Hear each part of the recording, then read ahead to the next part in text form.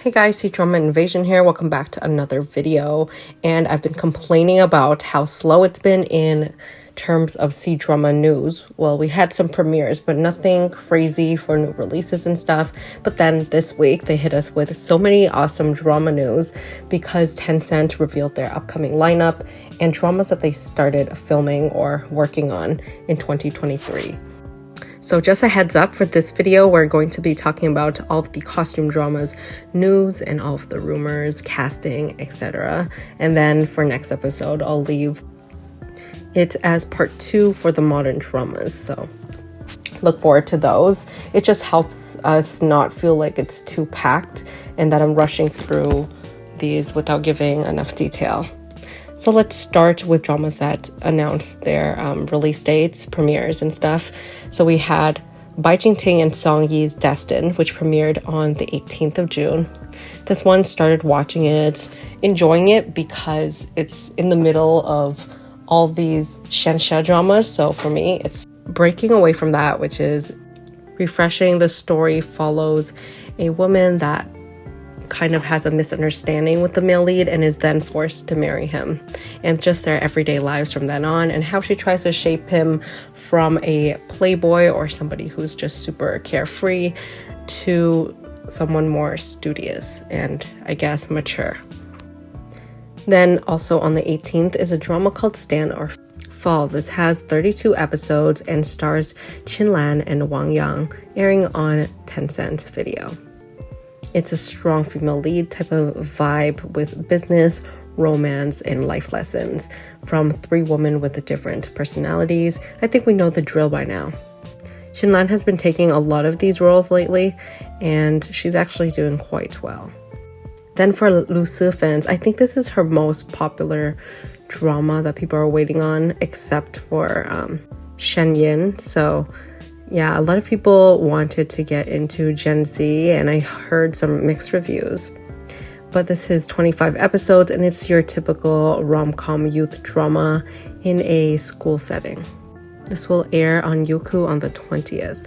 And it just sounds so sweet and light, really perfect for that summer vacation vibe, which will definitely be on my to-watch list while I travel. I believe it takes place when they were younger, but then eventually it mostly surrounds their university life. Then on the 21st, we have Snow Eagle Lord. So back to that almost Usha, Xianxia, but not quite. So it's called like Chun Huanji. So a little bit of martial arts with fantastical, like supernatural elements, but not full-blown devils, gods, immortals situation. Truthfully, I've never completed any guli nazha dramas. So this is another chance, I guess, for her, and nothing really wrong with her. I just don't have much luck with the dramas that I started with her in it. So let's hope that I can finish this one and it's a good one for her. Okay, on to some booting ceremonies. We first have Chun Huanji, also a Shukai drama, with Yang as the female lead, and it's actually a female-centric role, so it's not about the romance. That's why I heard that it's slow and there's minimal romantic scenes. However, it's more about the female lead and how she grows as an independent modern woman that breaks away from traditional roles.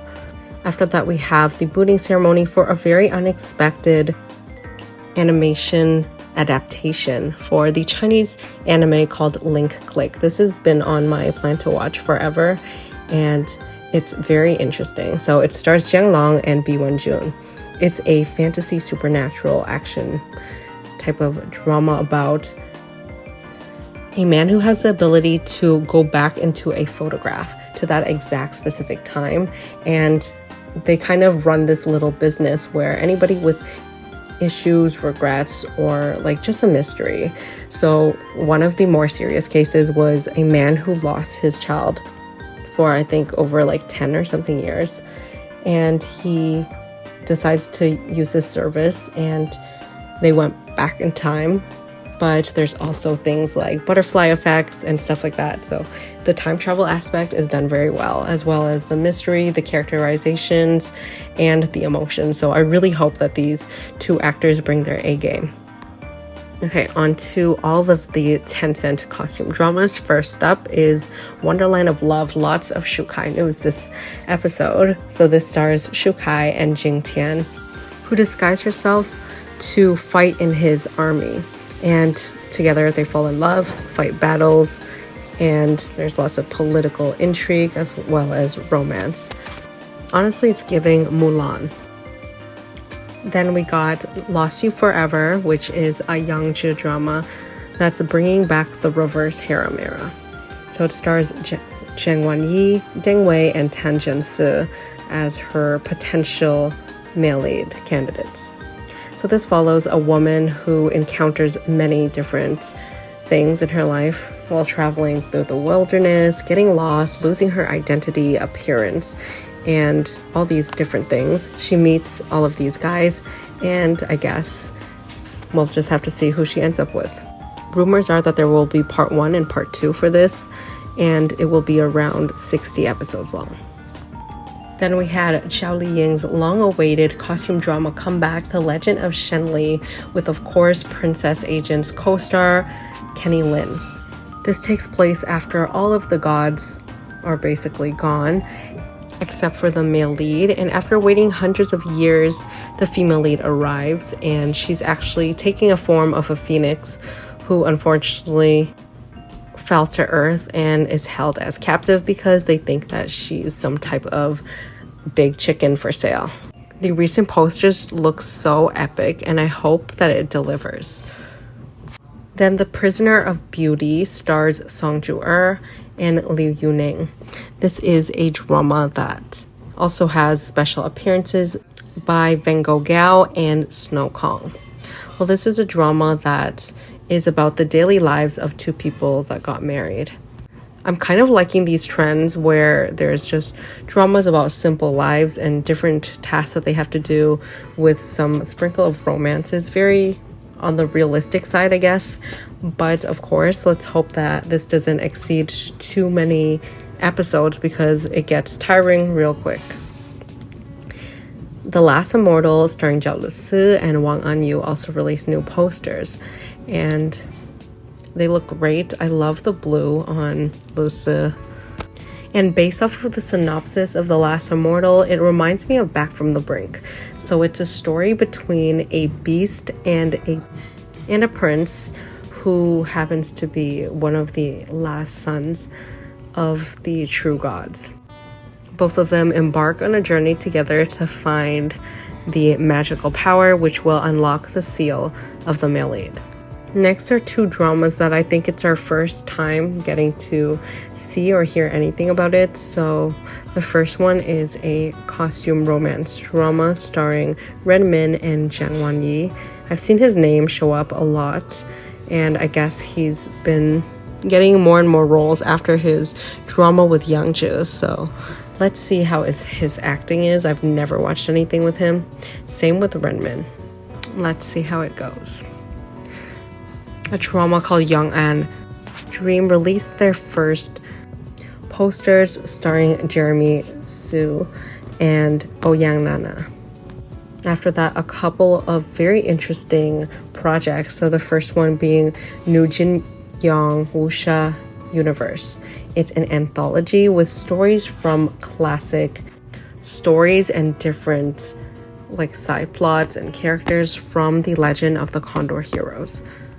I say this is definitely more interesting than all of the thousands or hundreds of remakes that you get every single year. So we have some amazing star power cast. You have Zhou Yue, who was great in The Rebel Princess, Van Gogh, and Ming Dao. After that, we have Ripe Town, which is a mini suspense mini drama set in the Ming Dynasty, starring Bai Yufan, Ning Li, and Shen Hanzhi. And of course, Song Wei Long and Angela Baby's drama, which is still in production, I believe. This is a fun romance drama called Everlasting Longing, and it has 30 episodes. And it follows Angela Baby's character, which has two identities. She is the eldest daughter of a merchant family, but she's also known as the illegitimate son on the outside, but she had a very hard life, so she takes the chance when she sees a prince traveling by. So she takes this opportunity to leave her home and build a business from the ground up.